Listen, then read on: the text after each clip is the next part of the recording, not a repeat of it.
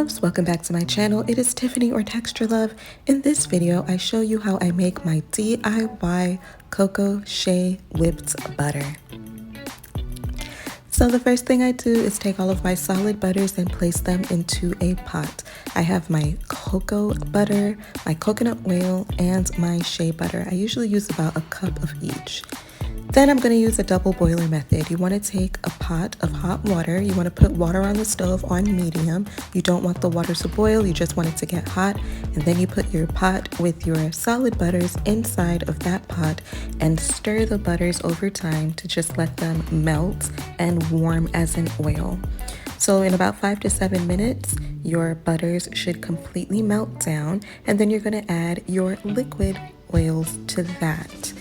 So I am going to add my castor oil first. Usually I do about 2 tablespoons of each. Then I'm adding my lavender oil.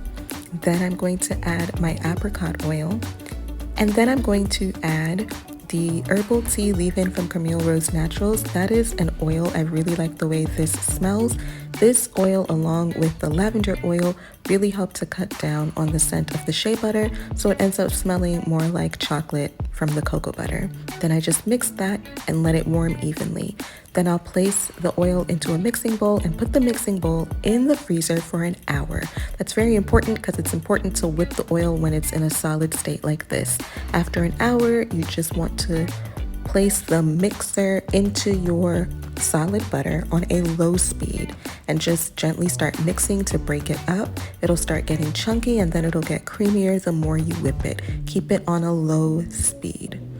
So over time, it starts to get creamier and then eventually it'll start looking like this, a very light whipped, airy frosting consistency. If you want a more dense butter, then you skip the coconut oil.